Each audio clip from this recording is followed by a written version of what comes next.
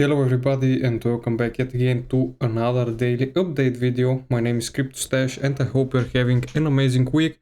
Currently it is Tuesday and let's get right to the charts as we do have some important things to cover. You can see Bitcoin has dropped below 102.2k. Basically we are dropping below the capitulation week that we had right here, and we are right now bouncing from the weekly S3 which is sitting at 100k, basically 100.8. If we enable our monthly pivots, you can see we have dropped down below the monthly S1, and the monthly S2 is sitting at around 97k, which would also be our level from right here, this low at 98k. Basically this would be, in my opinion, where price will have somewhat of a bigger reaction. We might also get somewhat of a reaction right now, since as you can see right here, basically price is looking very weak on the daily. The RSI is not oversold on the weekly. It is also not oversold. We are very far away from the price being oversold. And on the weekly time frame, you can see right here, we are basically almost at the 50 moving average, which has previously kept us basically from going lower. So if the third time will be different, we will be telling pretty soon. So as I have said, in my opinion, I am expecting somewhat of a reaction here. Potentially we go back up before continuation downwards. But if we start dropping below here, this would basically mean that we are going to be getting accepted back into this previous range that we have right here. So if we do it like this, you can see the value area low of this range would be considered around 90k. And if we start losing 90k, we are going to be going potentially lower to retest this level right here, which is not impossible with how things are looking right now. But as you know, this won't happen immediately. We are potentially going to be getting somewhat of weekly candles like consolidation like we got right here. So expect after this weekly candle, in my opinion, 2-3 weeks of consolidation before potentially going lower. But for right now things are not looking good. And also the altcoins, the Bitcoin dominance is, as you can see right now, dropping after failing to close above the monthly pivot. You can see right here where we can still potentially push this daily candle back up for a potential close above 60% above the monthly pivot. But for right now things are not looking good. Also the stock market is having a correction, which is also fueling Bitcoin's downwards momentum. You can see right here we are dropping below the weekly pivot and we are approaching the weekly S1 and also the monthly pivot, which is sitting at 25.4k for the Nasdaq. And you can see the S&P 500, the monthly pivot is sitting at 759, sorry. So also very important to follow the stock market. Also the dollar is, as you can see, going up. We are about to test the 200 moving average. Also we are currently not testing, we are breaking above it. Also we are testing this high that I have talked previously about. Our next major target, if we break out from here, would be 101, which would be this high right here. This would be the most important level.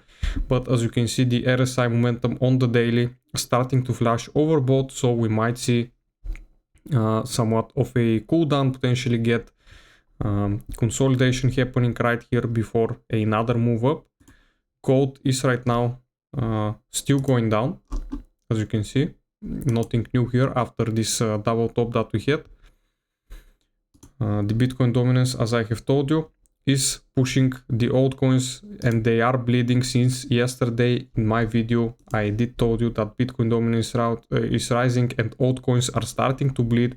And since the video yesterday where I told you that it's very possible for this to happen, since the Bitcoin dominance is rising, Ethereum is right now trading at 3,900, and as you can see, after this rejection we are basically back right now at the weekly S3, and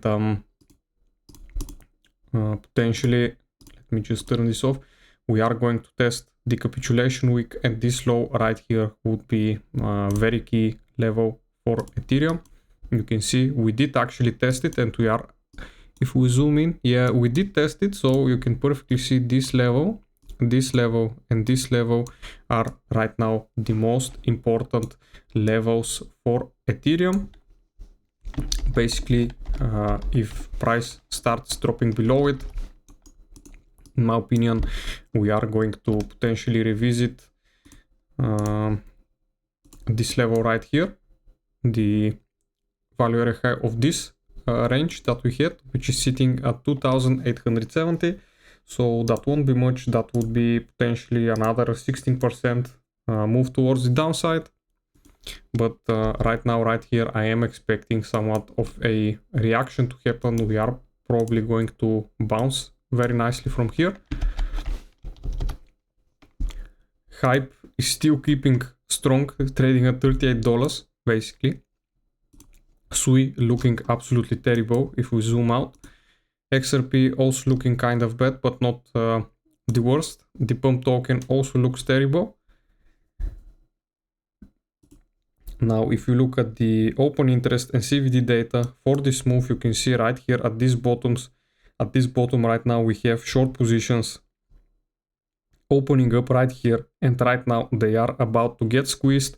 Also, if you look at the liquidation heat map, you can see the Bitcoin price almost took out the liquidity that's sitting below. We still have some more to go, but as you can see here, it's basically not that much liquidity, a gap, so to say. So if we start pushing towards the downside, 93 to 94k would be very, very possible. If I pull up this chart right here, you can see the next target for Bitcoin, if we don't hold 98k, would be the $94,000 to $92,000, and if measured from the all-time high, this would be 26% of a correction. And if we start retracing deeper, 85k it is. In the deepest correction would be 80k, and in the worst case scenario for this move would be a retest of 74k, which would take us down almost 40%. This would be considered a bear market price action.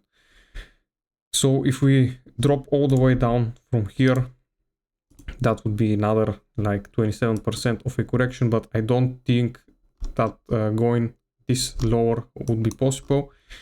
But this also might happen. Let me just pull up a chart with more data. You can see the last times that Bitcoin started trading on the daily time frame.